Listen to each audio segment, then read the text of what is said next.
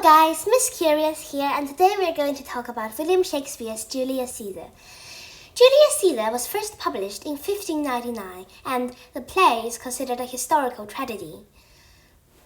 So, let's go directly to the point. Caesar has just returned from the defeat of Pompey, and this day is the Feast of Luperca, a celebration for the Roman founders, Romulus and Remus. On the way, Caesar meets a soothsayer or a fortune-teller who tells him to beware the Ides of March, but Caesar calls him a dreamer. Mark Antony, Caesar's faithful general, offers him a crown 3 times, and he refused 3 times. Cassius and Brutus, 2 senators, stand aside to talk. Cassius uses the art of persuasion to flatter and motivate Brutus into killing Caesar. He says, "Brutus and Caesar, why should Caesar's name be sounded more than Brutus?" Brutus promises to consider it. Then they depart. Cassius has a group of conspirators, some senators and some very close to Caesar. They meet at Brutus's house and they devise a plan together to murder Caesar. Portia, Brutus's wife, gives a passionate speech and hurts herself to prove that she is strong. Brutus tells her his secrets and his fears, and from this scene we perceive that Brutus and Portia love and trust each other. But later, when Portia knew the news that Brutus was going to fight with Octavius Caesar, she swallowed fire or hot coals and committed suicide. Caesar's wife, Calpurnia, dreamt of Caesar's death. She warned and begged Caesar not to go forth today, but Caesar refused out of his pride. Calpurnia fell down on her knees to delay Caesar. So Caesar later agreed. But then one of the conspirators, Decius Brutus, enters, and Caesar tells him that he will not go today. When Decius asks why, Caesar tells him Calpurnia's dream. Decius, having been assigned to bring Caesar to the capital, interpreted Calpurnia's dream as a good foreboding. Caesar was persuaded to go, and he set out happily with Decius. On the way, Caesar again encountered the soothsayer, and he warns him to protect himself. Caesar ignored him again, and when he reached the Senate house, the senators gave him a suit to pardon Publius Cimber.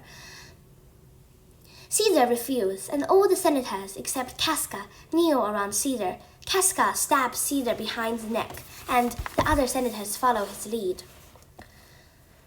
Brutus's dagger was said to be the fatal stab. "You too, Brutus," Caesar says these last words in Latin as he passes away. The senators shouted with triumph, and they bathed their hands in Caesar's blood and faced the people. Brutus makes a speech which says that Caesar was ambitious, and his ambition caused his death. The easily moved people began to cheer for Brutus. But then Antony enters with a passionate speech on Caesar's greatness. He moves the people by reading Caesar's will. The people were stirred up. They began to mutiny, killing everyone in their way. A year and a half passes, and Antony and Octavius unite together to fight Brutus and Cassius. They, Marcus Antonius, Gaius Octavius, and Marcus Aemilius Lepidus, form the second triumvirate. They align together to fight Brutus and Cassius. Before the war, Caesar's ghost appears before Brutus and tells him they will meet in Philippi. So, pause here.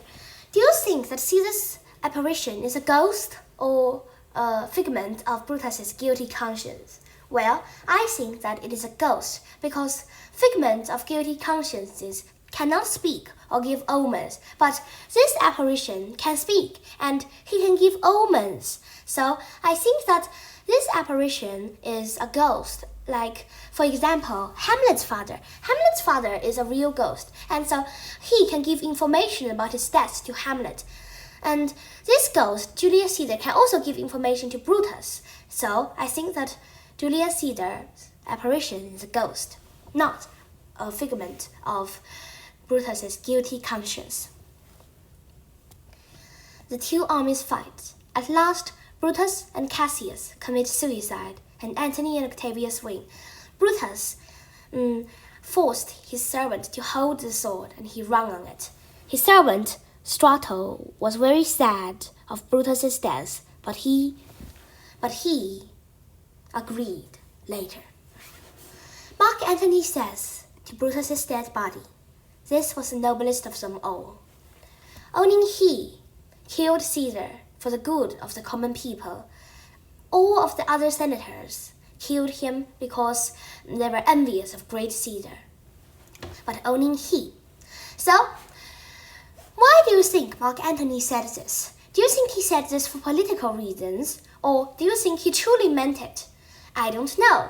But I think the conspirators killing Caesar is wrong, because their reason for killing Caesar was unbased.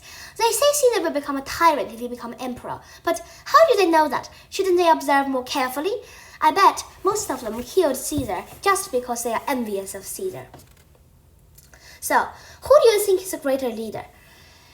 Caesar or Brutus? If you want to find out more about this information, please read William Shakespeare's Julius Caesar.